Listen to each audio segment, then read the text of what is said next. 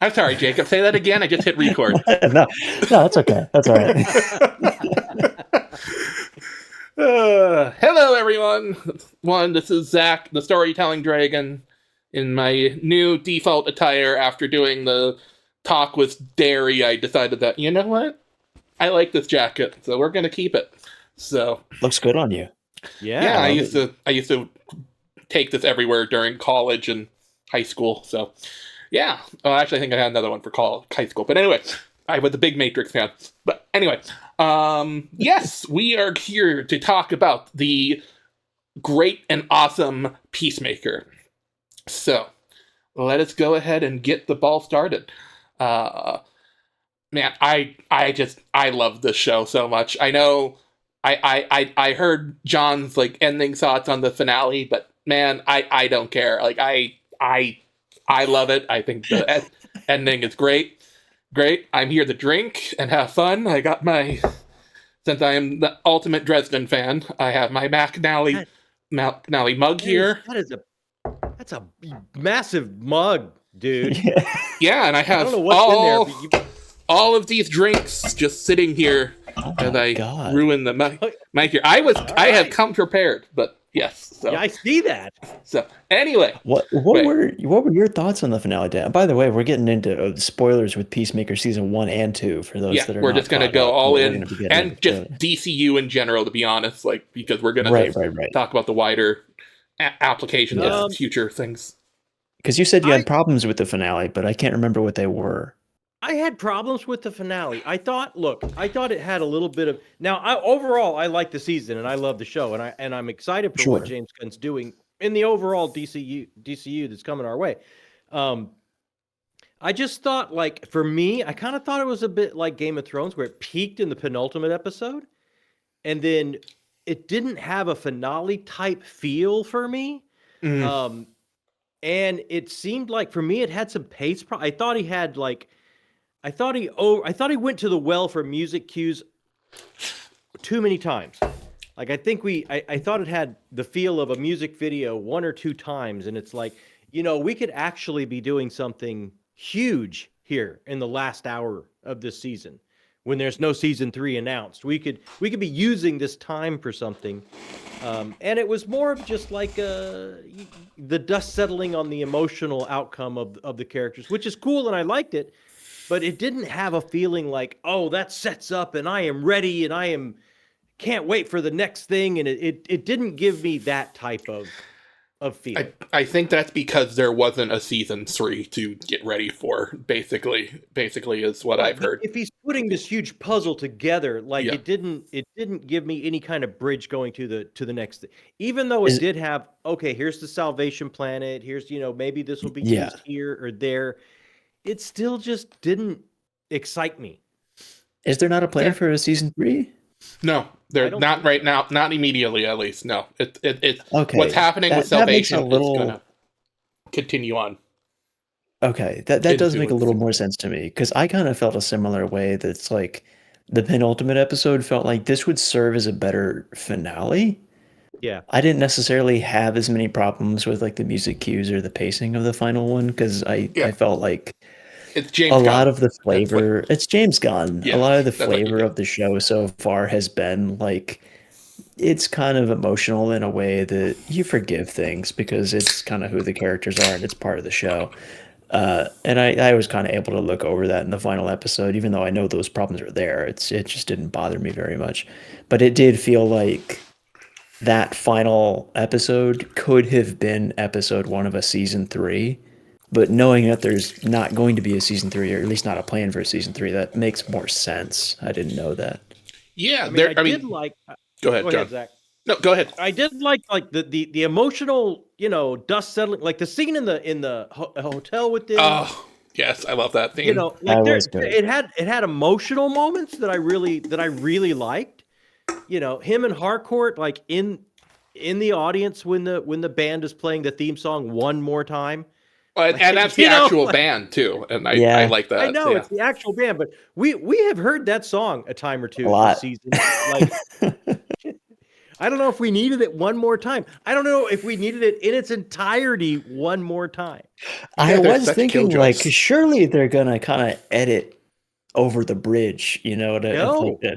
We're getting this verse 2 times. We're going over the chorus. Just let again. it roll. Okay, just let it roll. It's like I don't know.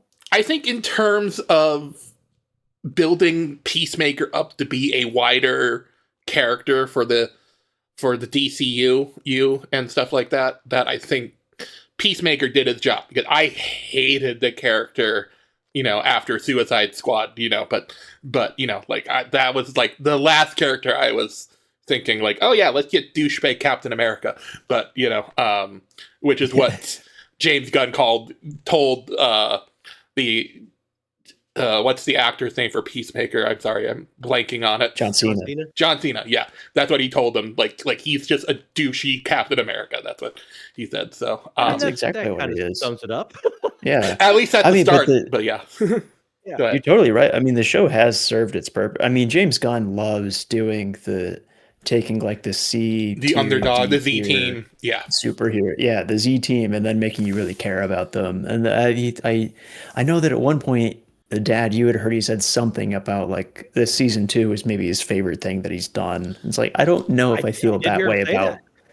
I don't know if it's my favorite thing that he's done, but I do think I can tell you why when we'll get there. Sure. But I do think in the James Gunn way of having like taking that Z tier people and making them lovable, this is probably his best example of that, of taking a character that by the end of Suicide Squad is like, this dude sucks, and by the end of Peacemaker it's like, I love this guy. Yeah, no, like that whole flashback of just them in the Big Belly Burger, and then just having just a nice chill date with them and stuff like that, and then him singing and like embarrassing hardcore, like I love that. Like I was like eating that up. That could have been the whole episode and I would have been perfectly happy. But on a much more like character building level as well, that I feel like a lot of the times in a lesser story, you would have taken that Z tier hero and said, oh, but they're okay and you should like them because of blank sad backstory, which is like you get a little bit of that in season 1, but in season 2 he had a sad backstory. He had a sad backstory, but in season 2 it builds on of everything with like, no, he went to another dimension because he wanted to have a family so badly, and then his presence there caused all of them to die. And it's like, it was just all over again. And he's afraid he's the angel of death. He had a sad origin story all over again. I can't blame you for thinking you're cursed, man. I think I'd feel the same way. Yeah, no, I feel it. And then, he had such blinders on that he did not even realize what that universe was, because it's really funny in the last episode where, I've rewatched season 2 a little bit, and it's very apparent what the twist is, which is, there's no black people anywhere or any people of color whatsoever. It's like, and I love that part where hardcore is like, seriously, Chris, you didn't see like the giant portrait of Hitler mural. And then like Hitler's book on every the Nazi flag on the desk, and he's like, that was great. That was great. That was good. Yeah, that was his favorite scenes. I think James Gunn really loves like an ultimate underdog story, and that's kind of what really made him love it. Also, he's also tying back to a lot of stuff about his dad, is what I found out if you do the podcast. Peacemaker, at least the Peacemaker that we know from season 1 and season 2, at this point, it really reminds him of his dad. So, like that motel scene, like when he was describing that for the podcast, he was sitting there with the actress that is his wife, Hardcore, which is his actual wife, by the way, Jacob, if you didn't know that. I did know that, yeah. Yeah. And then you have John / Diebeard there, which is like his best friend and stuff like that. So they were all kind of getting emotional about that. And just basically just how just that whole conversation that Adebayo has with Peacemaker with Chris going like Chris, the reason why the reason why you feel this way, basically it's like when you are just yourself, you move people, and anytime you do something that is wrong, but you do it anyway, that's when stuff goes wrong, basically. And I loved it. Yeah. It was great. And what I love about that whole hotel scene was great. I agree. But basically that whole scene, like where he's like, you're big and you're stupid, but when I see you, I know you love me. That's him talking about his father. So that's why I think that's him. That's why I think it's his favorite. That's why he likes it so much. It's special to him. Yeah. Yeah. I mean, to me, the way that I felt about that scene was that scene does accomplish a lot. It's really the moment that you're taking the character of Peacemaker and crossing that finish line of him becoming a superhero. Because if you think about the definition of what a superhero is, there's somebody that really does good just for the sake of doing good, which is like the whole theme of Superman. For those that saw the movie of Superman, that was at the core what that movie was. But there's also the component of like a superhero inspires hope in other people. Yes. And that was something that Chris had back in Suicide Squad and back in the beginning of season 1 never done for other people. Peacemaker, what a joke. And then by the time he got to season 2, never realized he was doing for the 11th Street Boys, I think they call themselves. Kids, 11th Street. Yeah, 11th Street Kids. Yes, and I love that whole dynamic of calling them the 11th Street Kids. It goes back to like One Piece and having a crew, a Nakama, as they call it. Just basically this found family element. And I love that in a story, or just, anytime like I can like kind of like find common ground in a story where I was like, it speaks to my soul. That kind of message and stuff like that. And also, I thought it was really cool how when James Gunn talks about hardcore and Chris, Peacemaker, he kind of says like he just wants to know, like, what did you feel on the boat? Like, you don't need to love me, but I just want to know, did you feel something? And how he explains it is is that he doesn't know if the feelings, or at least hardcore doesn't know if the feelings are romantic or what have you, but there is love there regardless. And I always really appreciate when a filmmaker takes love and kind of like separates it from just like it has to be some sort of romantic sexual component to it. Like I always really like it when it's just the emotion, the relationship, because when I took my ethics love class, can be innocent. Yeah. When I took my ethics class, like I think it was like the Greeks, like they have like love separated in like multiple things, like love for your child, love for your friends, love for your partner, but it's just so I think sometimes like America or just the US in general really kind of waters down that component of what love is. And so I don't know, this is just me getting philosophical, but that's just my feelings on it. So that's why I really speak to like when you get to something like One Piece, where you have like Luffy putting the hat on Nami, for example, or something like that. Like I just that speaks to my soul. And so when she's talking about the 11th Street Kids and just having them be a big crew together, it's just, it like I said, it speaks to my soul. It does, I do love that he does become that hero, and it's through that love of the group that he inspires them. He feels a safe place to belong. Yeah. And he starts to achieve a moral compass, and those around him start to follow him because he understands what's right and wrong. Even in season 1, it's like, no, we have to stop this. I mean, once you meet his father, you kind of understand, like, oh, what he was trying, from the beginning. He was trying. You know, Yeah. so yeah. But I have to just go back and go, look, for a finale, DC is chock full of these Z-listers that you like.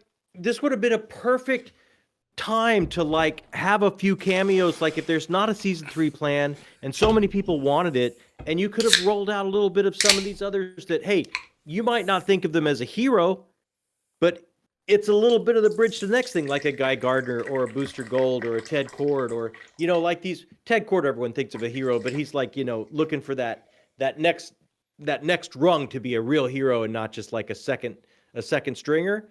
It's like you could have had some of those in. You could have done a little something, I thought. No, you could have brought it in, which would have made me really happy, is Booster Gold. That would have made me... Dude, Booster Gold and Blue Beetle? We're going to get to all of them in time. We're already getting a Blue Beetle and Beast Booster Gold show, you know, so... But I need it now. Ted Kord Blue Beetle. If we get Booster Gold, I want the Ted Kord Blue Beetle. I think, you know, they set up Checkmate, which is going to be something, I hope. Otherwise, I will be disappointed. You know, going forward, we got to have Checkmate has to be a thing, right? Yeah. Going forward. Is Checkmate a thing in the comics, or is... Yes, it is. Is Checkmate in the comics, or is that new? Big in the comics. It's huge. Yeah. Okay. I'm not super well read on well, this is your chance to talk to, you know, your veteran in comics right now. So give us the breakdown. This is what you told me. What do I have to look forward to? What is Salvation Planet? Educate me. I mean, Salvation Planet was like a run in Justice League, I think, and it was like he didn't know much about it. He knew about Checkmate. Prison Planet. Yeah. Basically, Lex Luthor and Ray Palmer, or the junior, or the father, you know, kind of got together, and, well, not Ray Palmer's the Atom, but but just they then made a big prison planet, like you saw. So that's going to be a big thing, and then I think Brainiac got involved or something. So, like, there's a lot of stuff. There's a big theory going around that's why the character that you know from Creature Commandos isn't exactly the same character that you know in Peacemaker, because there was a leak of a script with, like, a picture of someone with a brain, like, on the script itself, and so people are thinking that might be Brainiac that's going to be happening. So I don't know. Interesting. Okay. Yeah, well, like there's flag is being controlled in some way. So it's because like you and exactly the character, like you and me, John, we were talking on the phone before, and you were like, it's not enough that his son died to, like, have him, like, just be completely evil. You know, you were saying something. I mean, like that's that, enough. I could see it pushing him in enough, but it's like towards the end when he's especially in those last two episodes. When he's like rooting, like, and then everyone is just when that scene where everyone's dying around him, and then he's just hyper focused on the portal and stuff like that. Yeah, so little things like that make you go like That seemed all like the employees character a little bit, all the employees doing coke in the back room together. Did you notice, Jacob, that, you know, remember when when Chris first went into the parallel world, and they're having this wholesome family conversation, and then they mention, like, they tell this silly story about how when he was a kid he went to get the peppermints and stuff like that from the planet and stuff like that. No. So that was a reference to the Candyland portal that was coming later on. So and then it jizzed in his cereal and stuff like that. So things like that. Gee, I didn't even think about that. Yeah. So they dropped that little seed there. Yeah. So you knew that, Dad? Yep. You knew. I mean, I think I put that together. Okay, I'm just slow then. All right. No, you're fine. You are the primal eagle in human form, Jacob. That is what you are. You are the eagly of the group. I could have done without the primal eagle thing. Like that was a weird tangent that I don't think paid off. Oh, good luck. I was confused.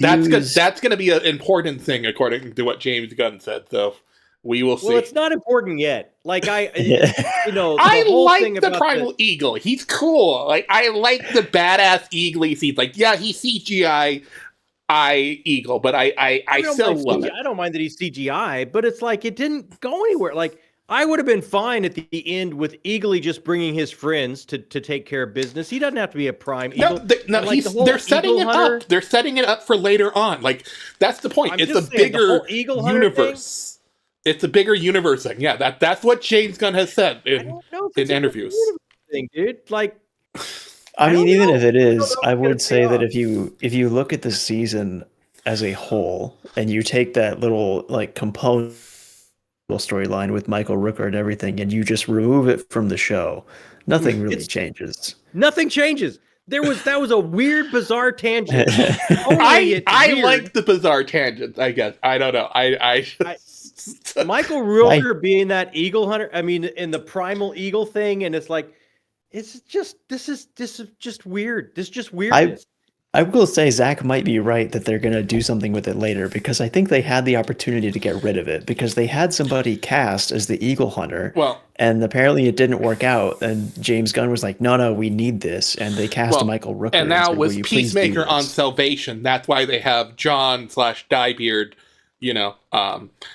kind of like, that's why they had Eagly give him that like little half hug at the end and put his wing on top to show that like he has someone else, other than Peacemaker, so, they're bonding and stuff like that. So, I know. I like the eagle. I don't know. I don't buy it. I like the eagle. You are the whole primal eagle hunter storyline, I thought, as a B plot, didn't land for me. I just John hates the eagle. It's confirmed. No, I love Eagly. I'm a big fan of Eagly. The prime John, eagle and the eagle hunter. I can't show you this, but Crocodile is calling. You might want to go fetch that and join his crew. No, I'm not that bad. Because you are such a Grinch right now. Yeah, I'm just saying. These are the finale. I thought was a bit lackluster. The prime eagle thing didn't land. Other than that, and I wish we'd have had some more cameos. I mean, look, the big reveal cameo-wise was a checkmate sign on the building as they walk out. Let's be honest. The big reveal for the entire season was Lex. That was the big reveal. Yeah. I would have liked to have Superman. I know that they were hoping to have Superman, or it just didn't work out, or something like that. Like I know David, the person that played Superman, was like really mad that he couldn't show up in Peacemaker. Yeah, he was really upset because it's like they were shooting on the same lots. Like they got, it's like just bring him over. Like I just think they missed an opportunity. I think they should have. Look, with Lanterns coming, you could have done more with Guy Gardner than just that one little. And let's face it, that scene was the best. When Peacemaker comes into the beginning and he's like auditioning to be on the Justice League. Yeah, no, and I like that they like. You hate Guy Gardner. Like he played a great Guy Gardner because you were meant to hate Guy Gardner. That's the whole thing. By the end, you could love Guy Gardner. Like there's other characters you could do this with, and you could have given them some time and space. I just think it was a missed opportunity. And Maxwell Lord, that could pay off big time. Like Maxwell Lord making an appearance, Checkmate being on the side of the building. These set up some huge possibilities going forward. Yeah, all I know is that Lanterns could definitely make me like Guy Gardner. And I know that I think the actor that plays him said that like he has swore more than any other script he's ever had, or something like that going into it. Wait. So it's going to be so good. I cannot wait for Lanterns. Of course, Jacob is excited for the swearing. I see. In my mind, Jacob, the pitch of True Detective with Green Lanterns is like I'm there day one. I'm going to watch. I am convinced you have a very bad potty mouth, in real life, Jacob. Oh yeah, absolutely. Come on, you're not on Talking Story right now. Let it live, buddy. Here's the biggest thing about Lanterns that I can't wait for. Right, is that it's hard for me to even sum it up. But it's spoil it. Who cares? It's not. There aren't any spoilers. It hadn't come out yet. But it's like our first opportunity to get a look into this DCU that and I'm not bagging on James Gunn by saying this, but it's a different visionary at the helm. And I think the beauty of the DC universe and a universe like that when it works is that you can have a lot of different tones, a lot of different flavors, a lot of different types of stories. And Lanterns is our first chance to have that different type of story, that different tone, because it's from a different visionary at the helm. And you can start to see about how all these people, all these pieces and people can coexist in the same universe and give you different tones and different stories and different types of fun. And so far, we've only had these things with James Gunn at the helm. This is our first chance. And then with Clayface coming up soon after, I think we're about to get a couple 1-2 punches here of some really different types of takes. I have not seen the makeup, but I've heard the makeup for Clayface looks amazing. So it looked great. It looked really good. It's going to be so good, dude. It's going to be like full on R-rated horror flick in the DC universe. Like, I'm there day one for that. Can't wait. I mean, you okay, Zach? Yeah, I just realized that this alcohol is 12% alcohol, so I might be in trouble. But anyway, continue. I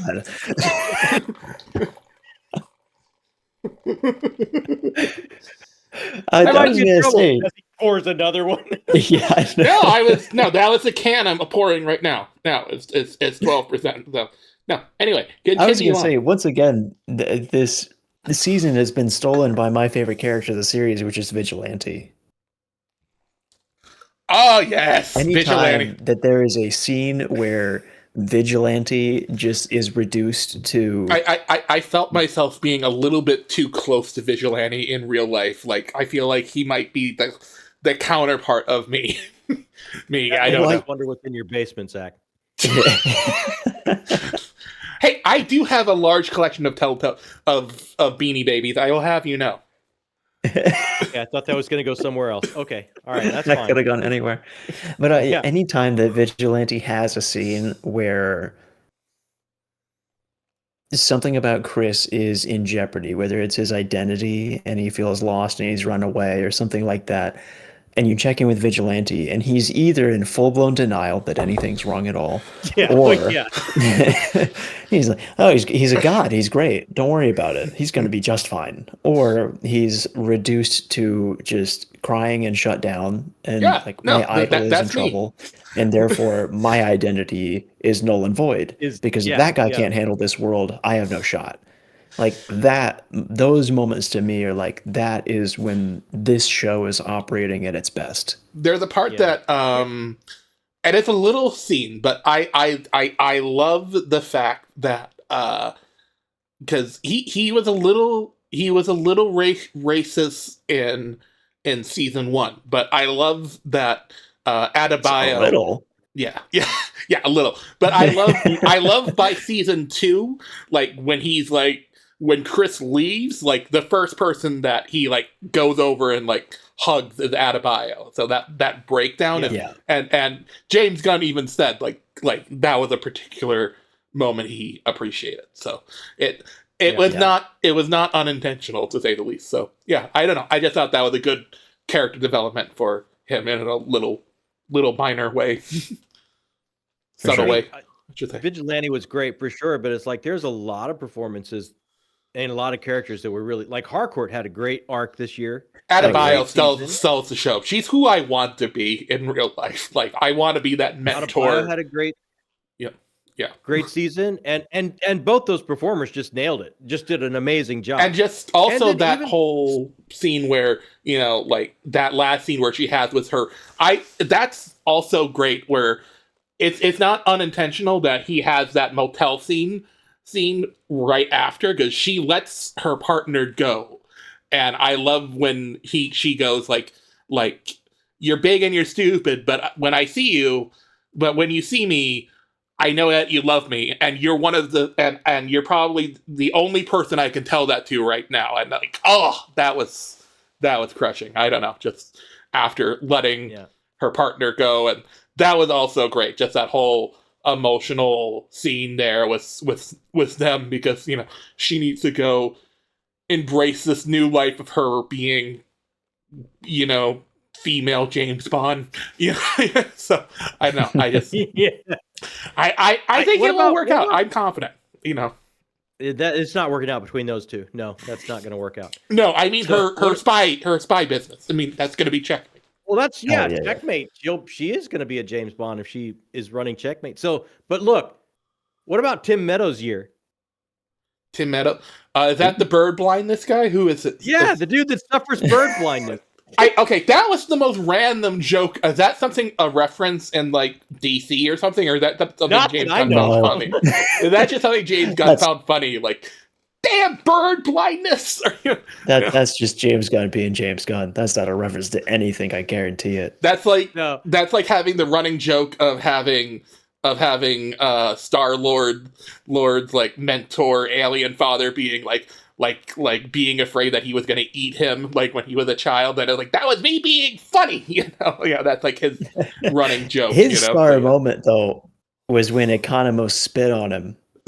Do you remember that? Yeah. Oh my god, that was like one of the few times I like had a big hearty laugh out loud. Was when Economos spit on his face. He just screamed in front of everybody. That was the best take in the show. I mean, Economos had a great year. He had a great performance. Economos took. I mean, I think that's kind of the trickiest thing in the show is that when you have a cast of characters that is the guy that is obviously the superhero, you have the sidekick who's kind of crazy, but he's still got skin in the game. He can have some powers, and then you've got these other people that are in a position where they're either the guy behind the chair or they're just in positions that it'd be really easy to write this show and have a realization as an audience that like, wait, what are you doing here? What do you contribute anymore? Yeah, you sit at a desk. Like you sit at a desk or at a bio, like, what are you doing here? And I think he does a really good job of keeping those people in the game. Maybe they're not contributing directly to the mission, but you can tell that they're so emotionally tied to each other and doing the detective work and figuring things out together. Yeah. Shit, I forgot about Judo. Not Cheetos, man. Like I love that. But he has that moment where he goes and saves Adebayo, and I thought that was great. And that was also like, I love. He not only saves Adebayo, they show up at where Judo Master's been staying, and he's read all the books already about everything going on in this world. He's like, he has more knowledge of anybody else here. He's like, so you don't want to be Buddhist or Asian or really anything that defines me. I am. So it's great. Also, Jacob, I had another bit. If you weren't going to do the Eagly costume, you were going to just sit there and casually eat Cheetos, the entire time, But I could do that. That's no problem. He could eat hot Cheetos. I can eat hot Cheetos like nobody's business. I cannot dress up as an eagle. I can't do that. Oh yeah, no, I could never see him doing that. I do think that's a big skill of the show, that they don't lose sight of their characters. That they're able to keep everybody well integrated in the story and not feel like I did think it was a little quick. Can so easily fall behind. I did think it was a little quick to like, and now these people are rolling over into Checkmate. I thought like they needed to have like the bird blindness guy needed to have a little bit more of like, so I'm actually friends with you guys now, because I was still because I mean, like, I still remember like the Eagly costume where the Eagly fight where he like takes out one of the people's eyes, So I don't know, but so I thought that was a little rushed, but because there wasn't going to be a season 3, I get it. So we'll take care of that later. But I just thought having them all happy and aligned together was like a little weird, but otherwise it was good. Yeah. For me, that didn't bother me as much because I think by then, like, Flag was so far off the reservation. Yeah, like I could see why some of them would move over to get, like that's true. I mean, they did kind of set it up a little bit when they had Harcourt and everybody and Economos and everybody working down there together, and they're just going through the absolute slogfest and bloodbath of figuring out these interdimensional portals and stuff, and they're just dragging dead bodies out day after day. Maybe they skipped over it with a musical montage, as James Gunn likes to do, but they did have some bonding in there. Yeah. Yeah, I'm telling you, there was one too many montages in there. Yeah, there were a lot of montages. I love them I think all. it would work. You are a Zach fake fan, disagrees. John, if that is what you feel. Zach's not letting go. Zach's putting his foot down. Every music cue is I love it. Man, let me tell you, I told you that song, like what was it? Stop fucking me in the ass. That's what that song was. Yeah, no, that song. I listened to that while making eggs. I love that song. Fucking my heart in the ass. That's what it was. Yes. Fucking my heart in the ass. Eggs. Yes. Oh, I love that song. Yes, it was great. I missed that one. Yeah. You didn't hear that?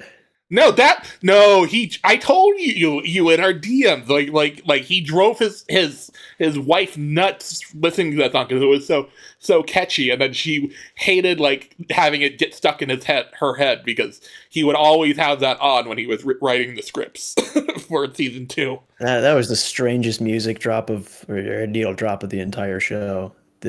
Yeah, it was so distracting. I don't even know what scene it was happening with. I just remember. I don't really remember it. I thought that would just be after the last episode of the chair company that I watched. I don't know, buddy. I thought that would just be your bog standard. Like, this is what Jacob likes for entertainment, I guess. Okay, you do you, buddy. Man, I feel so weird now that like I've talked about how great the chair company is, and now is the time where I've talked about enough that people have just started telling me, yeah, I'm gonna watch the chair company, and I watched the last episode and I was like, I don't know if I should. I don't know if I want my name attached to this. Yeah, exactly. Like this people is are like when talking we on had Discord, that one... like, oh, this is what you like to watch. I was like, I mean, I didn't know what was happening next. Nah, buddy. Like this is just what happens. Like as an anime fan, like this is just what happens. Like no, seriously, it's like the most emotional, like heartfelt show you ever see. And then when your parents walk in and watch it, it's like just the most like stupid romance, like corny thing, or lesbians kissing or something. I don't know. It's just like, okay, son, whatever you say, that like you do you. We don't judge you. It's like, that's why I'm sure he didn't watch Attack on Titan. But anyway, Attack on Titan's great. Yes, John, you need to watch Attack on Titan. But anyway, go ahead. I digress. I don't have that much life left. I can't fit everything in. Oh, stop! It's not going to happen. Stop! I'll put that on the list. But you're watching Lanterns. I know that. I'm watching Lanterns. I can't wait for Lanterns, and I am caught up on the chair company. So, how'd that go for you? He's like, I thought it was a great episode. I thought the end. I think, look, I see what they're trying to do, and I think that for me, I'm not going to say every bit and every joke on that show lands. For Ron me, is your spirit animal, is what you're telling me. Yeah, they're all very big swings. They're all very big swings. That's the first one I thought, I see what they're trying to do, and they accomplished it, and then they kept going. And it's like, you guys whiffed on the ball. You had it, and then you kept going. Yeah, I just see it like this is just what you do when you're on an HBO show. Like that's why we have like we were talking about Welcome to Derry. Like that's just why we have those weird moments, because it has to be, because that's what you do in an HBO show. So I don't know.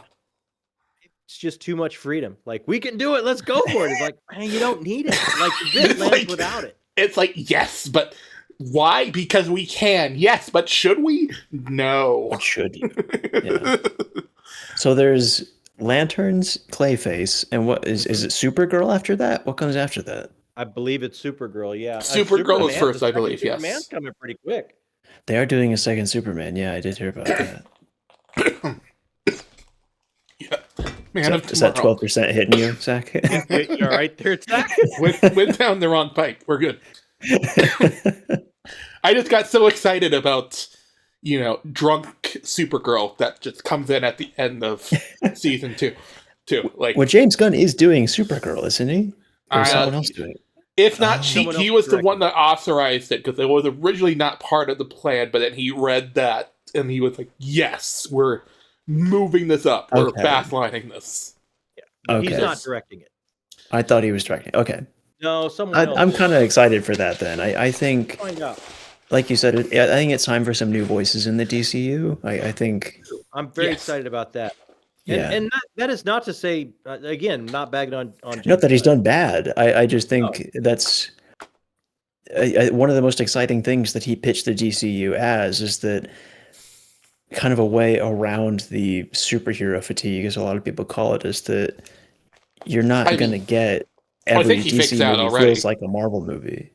I do think he fixed that already, because you have, if you look at the direction that a lot of superhero movies are going, or have gone in history, like they have different periods where they go really dark and then they go to really cheesy, and they kind of bounce back and forth, and they've done that for a long time. And we've gone through a lot of the really dark period, and it seems like it's just gotten darker and darker and darker and darker, to a point where, for me, you eventually get to the Batman, which is just dark to a point where it almost doesn't work. You're talking like Batman versus Superman, like the Snyder cut. Batman versus Superman, and then the Batman with Robert Pattinson. It's like you have a lot of things that do work here, but you have a lot of things that feel silly. I like that better than Snyder. Snyder annoys me. Like I appreciate, like I like him in interviews, but like he's too dark to the point where, you know, he wants to put his own message on it, but then he wants to be like, we're just going to just completely ignore that Batman has a no-kill rule and just have him breaking necks everywhere, left and right. Yeah, it just feels misguided. But I like the direction that we're taking here, is that we're kind of on the upswing, where Superman was a very different tone. That was just be good for the sake of being good, and what it was if dark. punk rock could not be at all. Yeah. What if, you know, right, that famous line from Superman. But I like that it's not just heading for that direction forever. We're still going to have Clayface and lanterns, and I mean it fits for Superman. Because Superman is that type of vibe, you know. When he's there, he's going to try to do the right thing no matter what. Which, honestly, you know, to be perfectly honest, buddy, and maybe this is because I had far too many, but when I was watching that in theaters, when they had that whole scene with you know, Clark and his father on the farm and talking about it, I thought you and John, you know, in that moment, I was like, Jacob is Superman. Confirmed. That is my headcanon. No. I love my kid to death. He's not Superman. No, well, he's Superboy. He's Superboy. He hasn't quite grown into the man yet, but he will be. I have faith. Craig Gillespie is directing Supergirl. Oh, sounds familiar. I don't know what else he's done, but that's who's doing it. Craig Gillespie. Oh, he did I, Tonya. That was great. There you go. I, Tonya sounds familiar. And Lars and the Real Girl. Oh, you are a very fast typer, Jacob. Thank you. He is Superman. He types at super speed. Exactly. I'm the super typist. Yeah. Okay, yeah, I'm down for that. But I mean, that's mostly what I'm excited for about this DCU, is that I loved Superman. I loved what it had to say. I love the direction it's going, and it wasn't dark for the sake of being dark. But I'm also excited that I'm not going to expect every DCU movie to feel like that. It's like, please let's not have everything be the power of friendship. Right, exactly. Yeah. Which, like, nothing wrong with the power of friendship, but there is something wrong with preaching the power of friendship 37 times in a row, you know? Yeah. I don't think Lanterns is going to be that. I think we're going to go a bit darker tone and a bit different. I thought maybe not quite as dark as Clayface. That'll be interesting to compare. The more I watch James Gunn, the more happy I am that, you know, he's in charge of it. And you know, I don't think they're gonna let him go, because his movies have been successful. So if we do have that weird, thing with like Warner Brothers and Discovery or whatever is taking over, like I think their decision is going to be, let's not break the wheel, because this thing is already making bank. Yeah, you know. So yeah. Last I saw, I think it's going to be Paramount, and right. I think they said on record that they are not going to be making any changes like that, which I think is good. I think this could be building to something cool. And I think you think about getting in other visionaries. I think he's bringing in interesting visionaries. And I like the fact that he's going, you know what, if a script's not there, we're not going to fast track it. We're going to wait until a visionary comes in with something really cool, really, really fleshed out to say. And that's what we're going to back. And that's what we're going to go with. And it's like, I think they got the right guy. I really do. I'm excited to see where it goes. It's a really interesting situation to have a director in an executive position where the exexecutives like him because he's is just very likable in interviews. How to run an IP. He's a very likable guy. He clearly knows what he's doing. He can appease the executives. He knows how to run a big IP. But of the parallel world, that is what got him, because apparently this is how much you have to plan out because Peacemaker was like planned out in like at least 2 seasons, and having those episodes of having, the Nazi world and everything, that is what got Peacemaker greenlit by the executive, is what James Gunn claims. So yeah. Interesting. So yeah. I mean, he knows how to sell it to the executives is what I mean, Yeah. But he's also such a good director and trusts the people to do their own jobs, like the actors and the other directors, that I think other directors want to work with him. Like that's why he's able to get people to sign on, like Mike Flanagan and all these talented people that want to come work for him. So like it's kind of the perfect situation that he's in. Except the original actor that played Vigilante, R.I.P. Yeah. Because I don't know if you know this, Jacob, but they originally had like a different actor that was going to play Vigilante, and then James Gunn just kept on like breaking into a sweat that like the role isn't good enough, so they recast him like mid-season. So there is some points where he's in costume, and it's the old actor, and then when they take the face mask off, that's when it's the original actor. So I don't know. Little things that I find interesting. They made the right call because that guy's great. The new guy's great. Oh yeah, no, absolutely. Really James Gunn knew what he was doing because he's basically Deadpool Jr. Like I like the scene where he is just walking into prison into season 1, going like, I am gonna kill his dad. And he is just super excited about it, and then just the little moments of like, I think I made things worse, and then just those little human moments. Like, by the way, Jacob, would you like to know a fascinating fact about spiders? Took me a second. What is your fascinating? Oh my God, Jacob! Really? Come on. It's been a minute. I'm sorry. So, no, that's not gonna mix well. This will mix well. So, yeah, I don't know. I like that he always gets the jokes wrong. He always gets the facts wrong about just like, are they round or 2? No, they're 2. How does that work? I guess veins. I don't know. I like they do the Spider-Man. I thought that was great. Clone. And then just having him basically be the alternate version is basically like they're exactly the same, except the main one that we know is best friends with Peacemaker.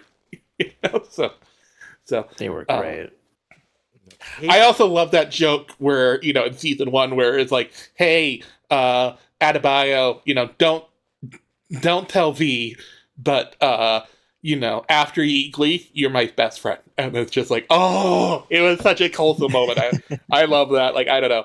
I see myself as Adebayo. I mean, I have at least the frame of her. So I don't know.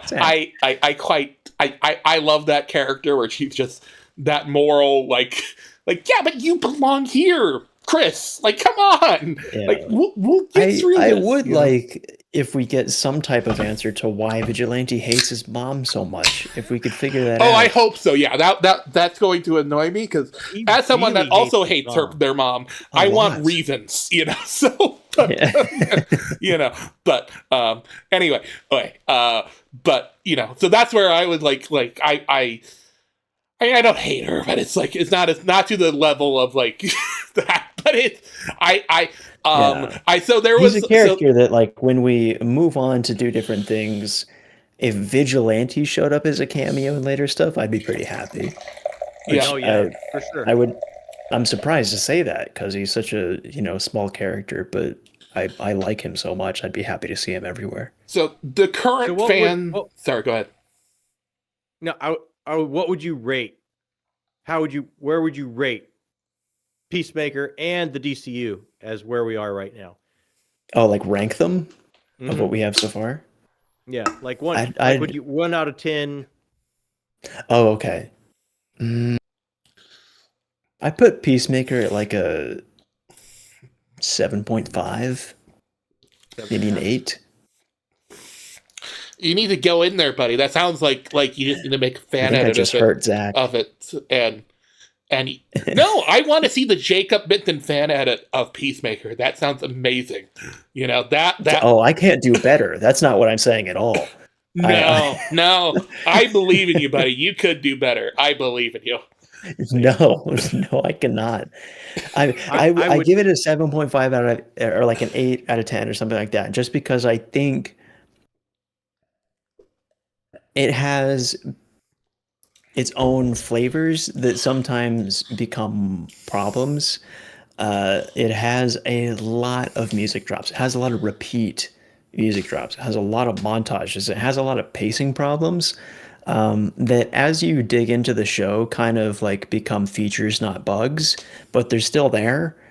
So I can't, it falls down a little bit for that for me. And also like you have to make room for Superman because Superman's like a 9.5 or something like that. And it's just comparatively, Superman's up here. Peacemaker's gotta be down here somewhere. By the way, Jacob, you'll be happy to know that since your favorite character is Vigilante, that James Gunn, like most of the people on the crew and everything, like their favorite character was also Vigilante. So you have good correct taste. Answer. Yeah, it is. I mean, he's basically Deadpool Jr. to me, but I still love him. Like I know you called him childish, John, but oh my God, if we can get Scrub Daddy Diebeard to be like his nickname, that would be great.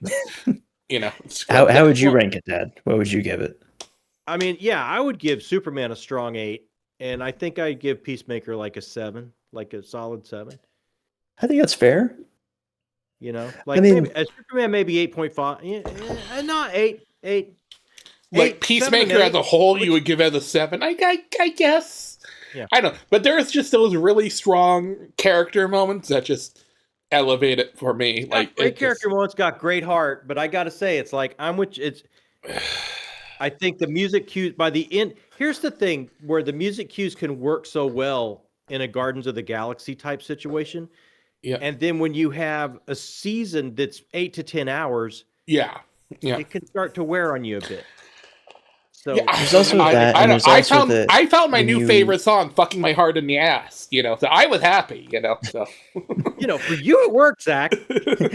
But there's also, I mean, with Guardians of the Galaxy, it's a shorter amount of runtime, which helps. But it's also that the soundtrack is a little more diegetic to the story. Yeah, it's attached. Like he's carrying around that Walkman, and Peacemaker is also absolutely attached to it. That's why it is. That's why Peacemaker is attached to all those. Like he spits out all those facts about bands, which is totally James Gunn just trying to get all his get the entire world to listen to his playlist, basically. I can see to attach it. It didn't work as well as Star-Lord's attachment. It's attached in the way that like we're listening as the show goes on, we're listening to the music that this character likes. But if you look at Star-Lord, we're listening to the music that this character reminisces on and carries around with him in his pockets because he misses his mom. And it's so core to who he is as a person that like that. Yeah. It's a little bit different. Not saying it doesn't work at all in Peacemaker. When it works, it works. But sometimes when it works, it works. But then there's moments where it's like I could not lose sight of. I'm listening to the needle drops here in the music that I know the director likes. But you see, if he couldn't do that again, because then it would just be like, well, then you just reusing Guardians of the Galaxy again. So he already used that trick. So sure, yeah. So But yeah, I see your point. How would you rate it, Zach, out of 10? 9.5 out of 10. I loved it. I thought that's high. Look, I might be drunk. I don't care. No, because you know what? Like I Where's love the Godfather rank. Yeah, John, where are you gonna rank Nolan's Batman? It goes in the plethora of greatest films they ever seen. Citizen Kane, like Fire. No, like Jacob's film that he made, and all of the yes. I was in that, and I'm gonna rank that as a solid 3.5. No, you guys are way too hard on yourself. No, that was like Citizen Kane, No, the modern day. Yes. Most assuredly not. No, I felt something watching it. I could tell that the editing was a little choppy when the fight scenes and stuff was happening when you and Justin, Jacob. I appreciate your kindness, Zach, but Tyler, that's the B team. Tyler. Yes. Yeah. It was great. No, Tyler did some really great acting in it. I thought that was really good. 9.5 for Peacemaker is crazy. Yeah, I think 9.5 for Peacemaker is. I think that's the alcohol talking, Zach. Okay, yeah, I know. I will accept that. You don't come to the level of Peacemaker or Superman, Jacob. Not yet, but you're a solid 6. So yeah. I'll take a 6. That's very nice of you. But Dad says no. I'm not taking a 6 on Firelight. Oh, come on! That script was gold. You just it was. No, it wasn't. I think the lessons we learned. I want to see that blooper of you lighting a match one day if you still have it, Jacob. It's somewhere. It'd take me a while to find. It's somewhere though. Yeah. Oh my god. Oh man. dear. That's John's yawning. That's just all right, let's wrap this up so I can go to bed. So we got what did I give it? 7.5? Yeah, 7.5. I gave it a 7. 9.5. You gave it a 7 and Zach gives it a 9.5. Well, it's dude. The person that scores the highest is drank the most. Look. Anything that has any kind of found family element, man, that whole thing about the 11th Street kids and stuff like that. That's how I see BookTube, man. That's how it speaks to me on an emotional level. Just us as a community. I don't know. Maybe it's just because like you said, I'm sometimes a little too innocent. If you want to be considered a modern classic by Zach, you put some found family themes in there, and you're a winner. That's all you need, man. Look at all the manga I have, which is just basically all One Piece is found family, the manga, basically. Let's be honest, but yeah, it's I don't know, but oh man, oh come on, Jacob. Let's yeah, come on. You just need to put in a shark and you'll be happy. That is why Peacemaker doesn't work. Let's be honest. If there was King Shark in or whatever the shark is in the second Suicide Squad movie, if that made a cameo, that would at least elevate it to an 8. Let's be honest. Absolutely. Let me ask you a question about Peacemaker season 2. Yeah.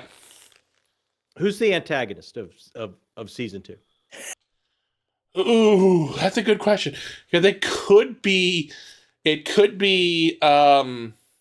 grieving father, and I'm too drunk to remember their names. But they have the same name, and one is junior and one is senior. But because I watch Creature Commandos, I have enough to know who he really is as a person.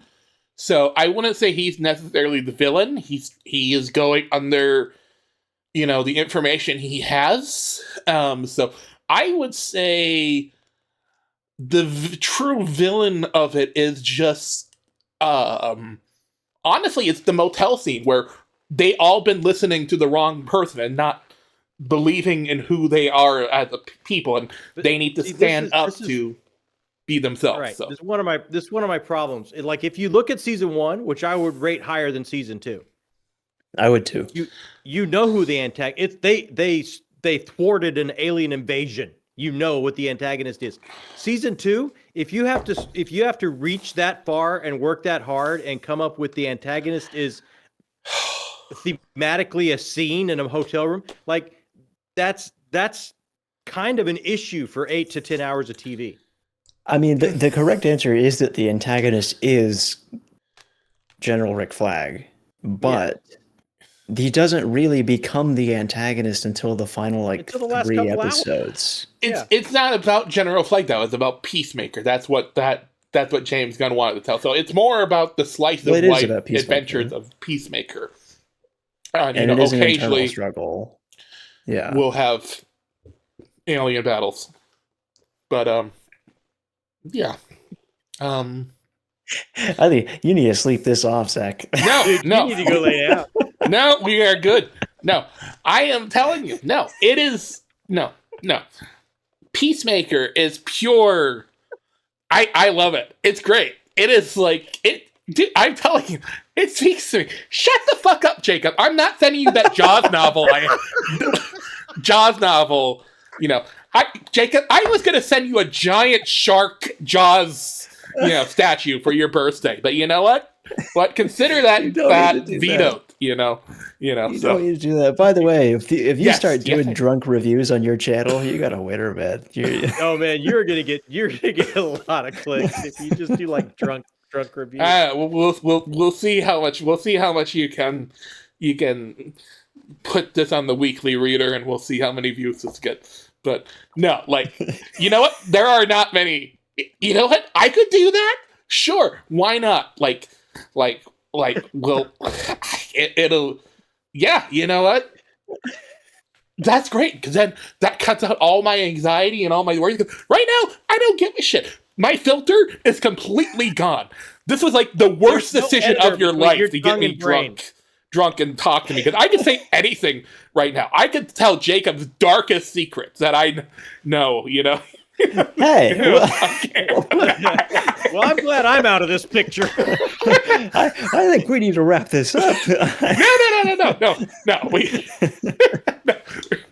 We're good. Oh no, this is great. I love this. This is great. But no, honestly, be perfectly honest, that I love the found family, because that's what BookTube is to me. To be perfectly honest, kind of like when you were talking about with that. Oh, I can't remember her name because I'm drunk, but that military person that what she found through BookTube is what I also found. Noelle? Yeah, Noelle. Yeah. And I also watched that, your first video like she did, and it is a work of art. John, banging on the window and then you doing a quick pass by. That might as well be in, the film archive, Hall of Fame. That's I have a very low bar when I'm drunk, apparently. I was gonna say that's probably a solid 3 as well, man. Citizen Kane, Peacemaker, talking story premiere video. First premiere video, yeah. It's right in that order. No, it Firelight, Fireside, whatever it was called. I can't even remember. But that one. But yeah, no, I honestly, Jacob, I have no doubt that, I saw it was a little raw, little rough, but I saw the future Stephen King, or no, not Steven Spielberg. The one that does movies. Yeah. Steven Spielberg, and then Kubrick. The future Steve, my receptionist at the Harris Teeter. That's Steve. Yeah. No, Kubrick. That's Steve. He carries my groceries to the top. Whoever did Goodfellas. I see you. Scorsese. That's Scorsese. Yes, Scorsese. I see you as the future Scorsese. That is how I see it. That is intensely generous. Oh, stop. Oh my God, your dad is not wrong. Your whole family cannot take a fucking compliment to save their life. That's true. That is very true. I'm glad we all enjoyed Peacemaker. I did enjoy Peacemaker. I can't wait for Lanterns. I'm going to leave it at that. I feel the same way. Although watching Peacemaker or not, I couldn't wait for Lanterns. I've been waiting for Lanterns for a long time now. So hope it's in like early 2026. Oh yeah, me too. It's going to be sometime after Supergirl, I'm sure. But man, I'm excited to see what Supergirl gives. Everyone is thinking Supergirl's gonna show like Peacemaker skeleton like dead on salvation, but no, I don't think he'll be a skeleton. No, they put way too much work into Peacemaker. They're gonna get him out somehow. So. Oh yeah, he'll get out. He'll still, when other people get to salvation, he'll still be there. Yeah, I know there's I think there's been rumors of like a Waller TV series that's going to be made, so like I could see that being like the continuation. That was supposed to happen, but that got pushed back to the back burner, I think. And then John, okay, so there was some ultimate secret DC series you were going to talk about, like when we did Peacemaker, like you cobbled together all this stuff, and then you were like, I can either tell you now. Remember. Or I can wait till the video when we do it. You should have had now we've all forgotten. I don't remember it now. See, okay, so now I will remember that. No, just tell me now, and then I can remind you. Next time, 2 months from now. You don't. That's what we're gonna do because you have to have me tell you right away. January 20th is going. Yes, and I'm pointing my blasting rod at you because this is my Dresden cosplay. Is going to be the 12th book, I don't know, whatever book of Dresden Files. We're going to read that, and we're going to have a live chat of it, probably, I would imagine, or some kind of variation. So, because I am the ultimate Dresden fan. I don't know if I'll read it right away. Oh yeah, you will. You'll probably read it right away. I don't know if I'll get to it right away. Oh, you looked way too excited. You couldn't contain your excitement about it. I'm excited about all those books. I can almost guarantee you I won't read any of them right away.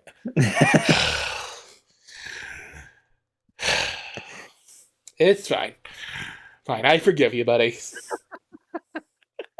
I got piles and piles of books. Many of them is because of me, and I don't apologize. Yeah. I have no regrets. Yeah, so. All that being said, Supergirl is expected in June 2026, and the reports are that Lanterns will come out. It's your birthday month! Oh my god. It's coming out after Supergirl? However, there are reports suggesting the series might be released after Supergirl Woman of Tomorrow, which is set for June 2026. Lanterns? If we have to wait until after June to get Lanterns, I'm not going to be happy. I'm going to be upset. Yeah, me too, to be honest. That would be... Well, that's fine. We can get John to like start watching live action One Piece or something like that. I can make it work. It's actually Jacob trying to load up the plate, man. Tries to get me to watch things. No. Oh God. Jacob. I know you had like your mixed feelings about Frankenstein, but don't tell me you don't want your dad to eventually watch Frankenstein, which is only on Netflix right now. Oh, he should watch Frankenstein. I know. I think it's a great movie if you go in expecting that it's not going to be the book. I think it's a great movie. Everyone should watch it. It was great. Well, I hear it's more faithful than most, is what I hear. So. Well, most are not even remotely tied to the book at all. No, exactly. So I mean, at least he did something. So it is the most faithful we've had so far, but it's not very faithful. There's a lot of changes in there, which as long as you go into it knowing that, it's a great movie. Yeah, I mean, I'll see it eventually. I'll get in the year 2525 if man is still alive. Yeah. I'll get Netflix just long enough to watch Stranger Things and Frankenstein and and So then when early 2026, that's when you get Netflix. Because that's when Stranger Things ends, because it's gonna come around on New Year's. It's gonna be when it ends. So, oh my god, we need to. And then Wednesday season 2, and then overall we're kind of rambling now, and Well, all You need to go 12 to bed, Zach. Thanks all for having 12 us. of these has been drank. I don't know. No, I am fine, Jacob. I am perfectly cognizant right now, but it is fine. Go to bed. No. It was lovely being here. Thanks for inviting us, Zach. God, I fucking hope so. I don't know. but I hope you have enjoyed the Primal Eagle and Diebeard himself, coming on there. I didn't even mention that the Diebeard actor has severe vertigo, so when he was like tied up and put on the ground tied up, he had horrible problems. But yeah, I know. Also, I loved just him acting just with Eagly, so I don't know. But hey, if this is what people want, hey, I can do this, man. I can just drink for days and I can talk about Jacob. Don't drink for days, man. Jacob, you need to watch Hazbin Hotel. It is on Prime Video. You need to watch it. I have been sending you DMs talking about it. You need to watch it. I will try. You need to get sleep first, is what you need. You Some need to go water, lay some down. bread. No, I am fine. I'm backing away. You go lay down. All right. Thanks everyone for being here. Thanks for having us, Zach. Thanks for the invite. Peacemaker's a solid 7, unless you drink 12 of those. 12 out of 10. That is what Peacemaker is. 12 out of 10. All right, we are hitting end record now, and we can talk in the background if you want this sent into live viewing or not. All right, later.